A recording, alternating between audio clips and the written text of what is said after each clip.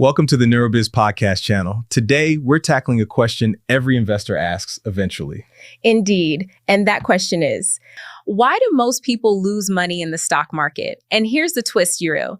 The market isn't usually to blame. Yeah, exactly. It's not a failing of the market so much as a failing of the investor's mind. Let's start with something we all feel, emotions. Precisely.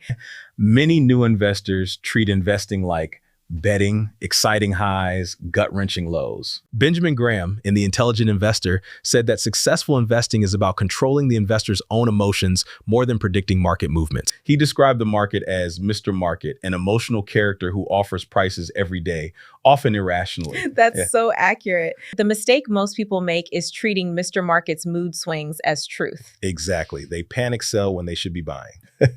If the price goes down, they panic. If it goes up, they chase it. That's emotional investing, and it's a losing game. Yeah. Morgan Housel in The Psychology of Money points out that investing success is less about knowledge and more about behavior. You can understand valuation and dividends, but if you sell the moment the market dips, you lock in losses. Exactly. Patience is key. If your thesis is strong, weather the storm. Let's talk about two behaviors that kill returns: overtrading and panic selling.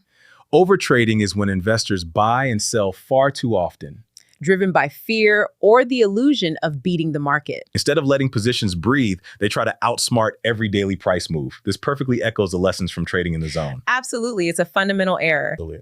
Uncertainty is a given. You've got to accept that, or you're going to make inconsistent and emotion-driven decisions. Absolutely. And that's what we see time and time again in the market, right? Yeah. And at any time you trade based on a headline or a social media post, that's emotional trading. You're no longer investing, you're reacting. And panic selling is the flip side. The moment the market drops, some investors rush for the exit. They realize a theoretical loss and make it real. This is exactly what Graham warned against. He said the investor's job isn't to avoid market declines. That's right. He emphasized managing risk, not predicting dips. So if emotional investing and reactive trading are the pitfalls, what's the alternative?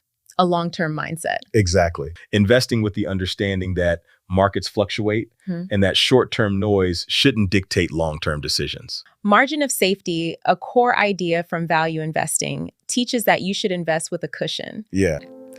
But even more importantly, have mental margin of safety.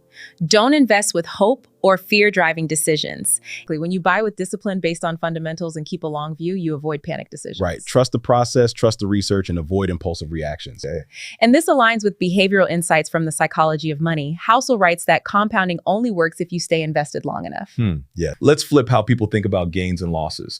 To most humans, loss feels twice as bad as gain feels good. Oh, absolutely. It's a fundamental truth. Yeah. That's another key lesson from behavioral psychology. Our brains are wired to avoid losses, not evaluate them rationally. Absolutely. It's that ingrained survival instinct. But in markets, short-term losses are not actual losses unless you sell. If you hold through volatility, you give time for your investments to recover and grow potentially. Yeah. Graham said the intelligent investor is patient, not perfect, not emotionless, but patient. And patience is the greatest competitive advantage in investing because most people don't have it. Right.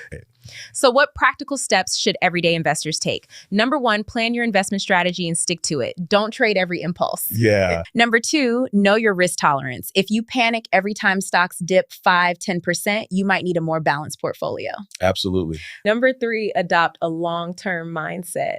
Compounding takes time. Time is your friend.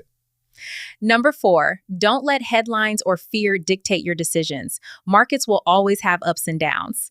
So there you have it. Most people don't lose money because the market is cruel. They lose money because their behavior undermines their own success. Stay disciplined. Right. Stay patient. And treat your psychology as seriously as your portfolio. Thanks for listening to the Neurobiz Podcast channel. If this episode gave you a clearer investing mindset, share it with someone who's just starting out. Thanks for listening, everyone. Thanks for listening. And we'll see you next time.